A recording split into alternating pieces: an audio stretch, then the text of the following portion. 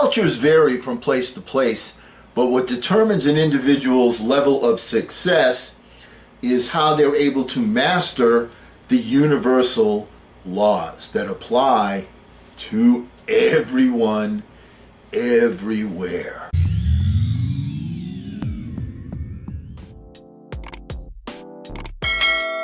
Hello again, everyone. I'm Eli's dad with Project Eli, where we educate, we lead, and we inspire. And I've been reading a book called The Eureka Principle by a gentleman named Colin Turner, easy for me to say.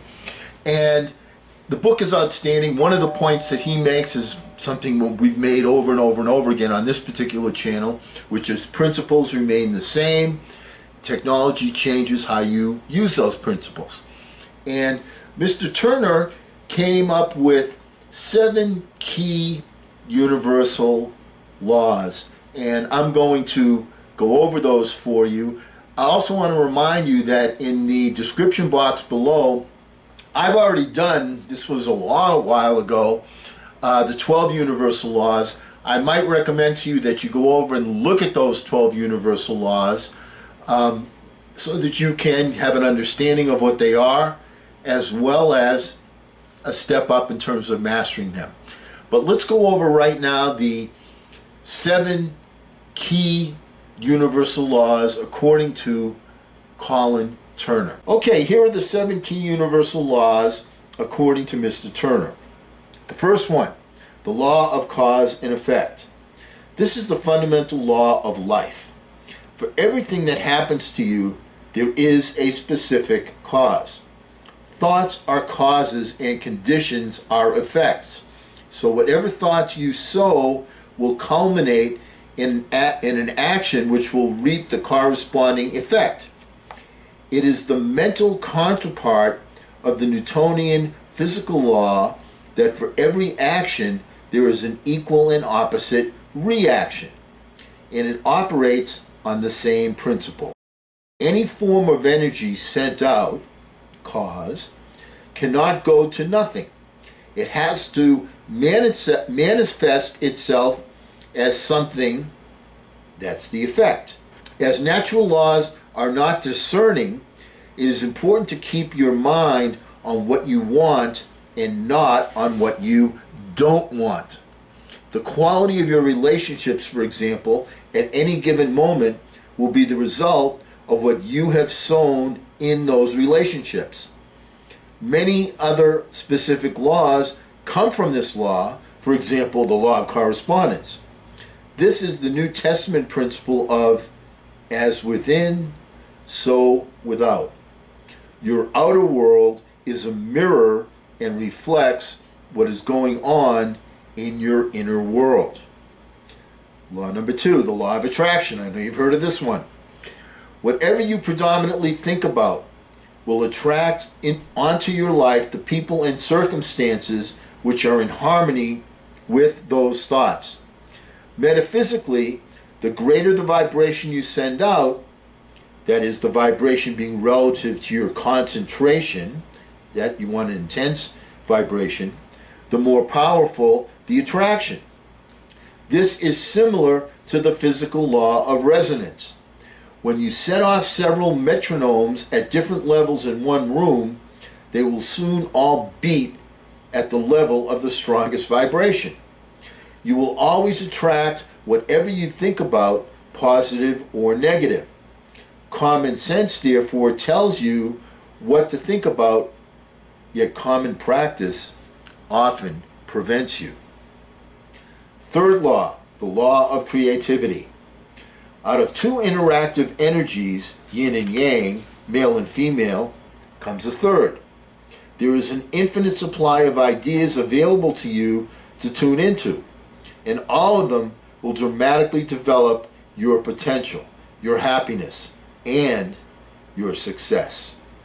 To the degree that you become true to yourself, your ability to harness your own interactive energies increases, and you're able to tune into these insights and inspirations.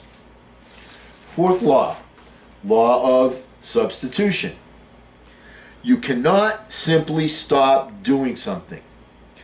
Holding a void or vacuum is not sustainable by any amount of willpower or determination.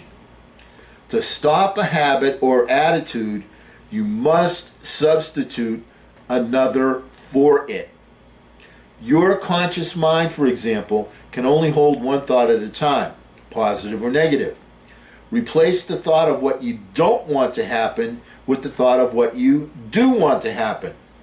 Something cannot go to nothing. It has to be replaced or rechanneled by substitution. The law of service. Fifth law.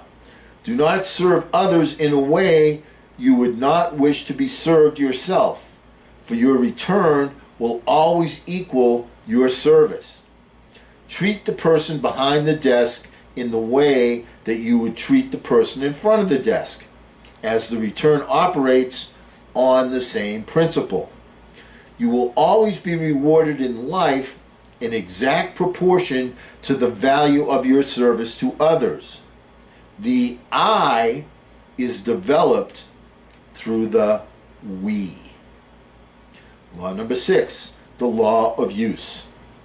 Any natural strength, gift, or talent will atrophy if it is not used and become stronger in direct proportion to how much it is used. This is well illustrated by the story of the old man who showed Rossetti, the famous painter, the drawings he had recently done in his retirement.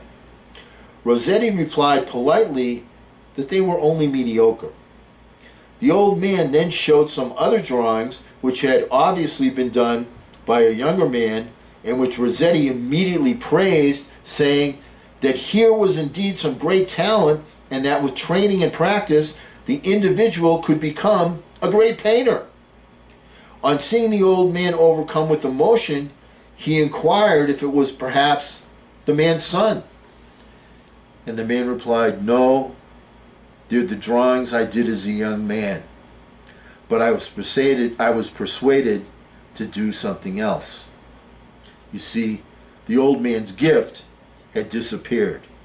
Use it or lose it. And law number 7 is called the law of 7. A succession of events proceeds according to the law of 7, or the law of octaves.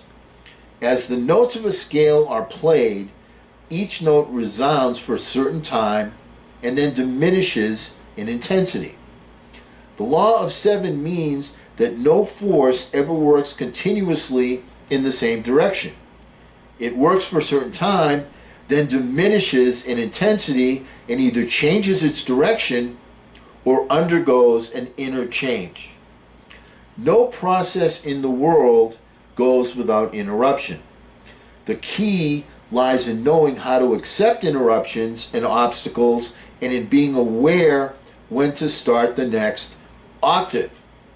If we push too much in one direction, what we want goes further away. If we are internally motivated and continually seek improvement, the interruptions will be seen as what they are, part of the growing process. It is the process of what we do which is important, not the result. After all, we have no control over the result.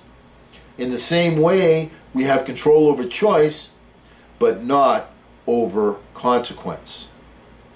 Nothing in nature develops in a straight line, and neither does your life.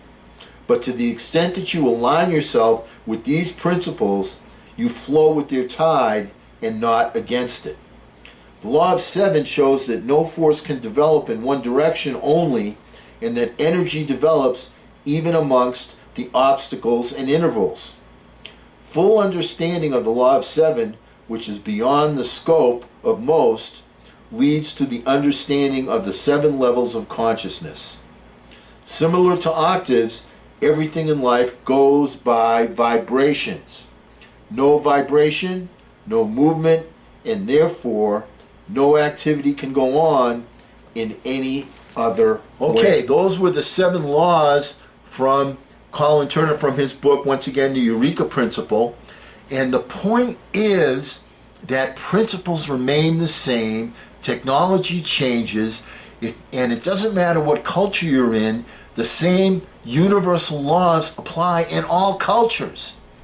So if you want to be a success, master the universal laws, accept the technology that makes them most effective, and use it and move forward with it. Kind of a simple formula, isn't it? And always remember, hey, don't ration the passion, fashion the passion. I'm Eli's dad.